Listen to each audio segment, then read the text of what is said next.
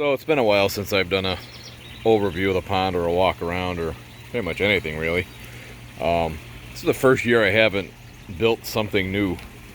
I always build a new sieve or new filter or modify something or do something just as a my continual search for a better mousetrap, but I really haven't done anything this year. Just everything just works. I know I got a lot of new subscribers, so I figure I kind of give a quick overview of everything I got going on here in my main pond.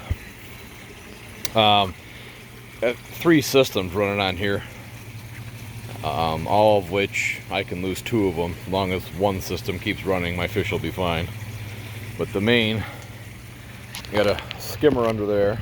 Actually, I don't think I better actually showed you guys underneath there. So in my deck here, there's my skimmer. Sheet of Metalla, pump, and I've got my UV light stuck down the back of the reservoir here. This was just an inline UV that I've cut all the sleeving and nonsense off of, and I have that sitting in there. It actually works really well because it gets a lot of dwell time on that water. The key to effective UV is letting the water actually sit in front of that bulb for a long enough time to where it can disrupt the DNA chain in the photoplankton algae to make it actually effective. If you run too much water through those, you can actually run enough water to them to make them completely ineffective. That's worked well for years. I replace the bulb every year. Well, actually, I take that back. This year's bulb is still sitting here because last year's bulb seems to still be working pretty well. So that's a 6,300 gallon pump in my skimmer, which feeds this waterfall. In that waterfall, there's a stack of Metalla, green and then progressing to blue. I believe there's 7 sheets, so you're talking a good 15, 18 inches of Metalla that's filtering through. And then off the top of my waterfall, right about where that brick is, I've got a line tapped in there that runs down through over to that little urn you see. Let me zoom in. You can't really see.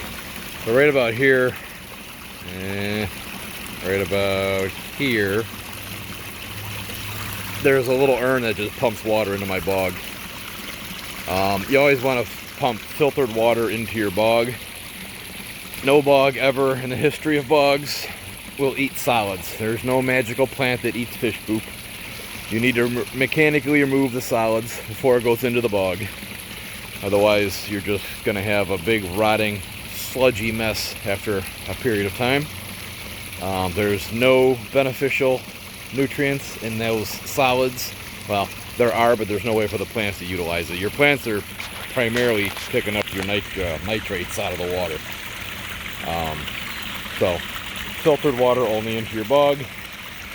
They still do need to be cleaned out, but this one's been going on 7 years now, and I check it every spring and it's completely fine still. So my second system, I've obviously got an aerator in here, as you can see. That's just a Danner AP20 running on a 6-inch bladder. I've got it mounted to the top of my bottom drain, my retro bottom drain. Let me turn that off so you can see.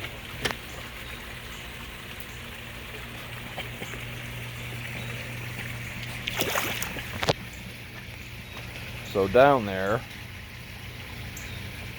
in the glare, you can't really see. I got a retro bottom drain. I know I've showed it in my other videos. I've got the aerator mounted to the top of the bottom drain, which kind of creates a nice vortex and sweeps everything kind of into the bottom drain. The bottom drain runs over here into a leaf basket, which is just your basic swimming pool leaf basket that would go before a pool pump. And there's a 3,100 gallon per hour pump there, which feeds my barrel system. I'm sure all of you have seen the barrel system in my other videos.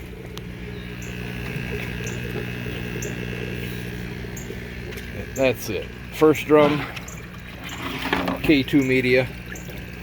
This catches 90% of the solids that get brought in here. This line, in case you're wondering, I've got a sump pump down in here. So when the girlfriend wants to water the flowers, you just plug that in and you can water the flowers with the pond water. Second drum's a mixture of K1 and K2, about half and half. And the third drum is my fluidized bed, which is all K1.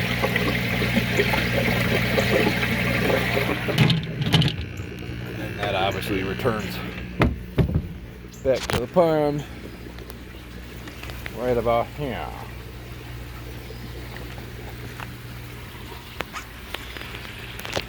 Yeah, so I really haven't done anything exciting this year other than keep feeding the fish. Haven't built anything new. Haven't come up with any other brilliant ideas of something I want to build. Dragonflies. If you guys have any suggestions or something I can build, let me know. And see what I can do.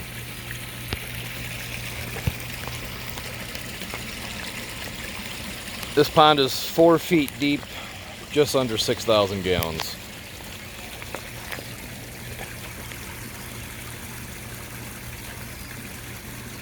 And I'm guessing about 45 or so koi. Obviously not counting the excuse me, allergies. Obviously not counting the probably 1,000 fry that are living in the bog over there. My fish have spawned like 4 or 5 times so far this spring, and they all swim up into the bog back there and thrash about and lay eggs, and yeah, it's a circus. But anyway, that's the update. Pond is status quo, nothing really new other than all the milkweed that has taken over my entire bed here. But my girlfriend's been big into butterflies lately in the last couple years, so she catches the caterpillars and then moves them into the little habitat over here, got a butterfly habitat, and then releases them once they hatch. So milkweed is the key for monarchs. They love their milkweed, and despite the copious amounts that we have here, by the end of the season they all have devoured most of it. So that's fine. Alright, well, I've got nothing else, so take care.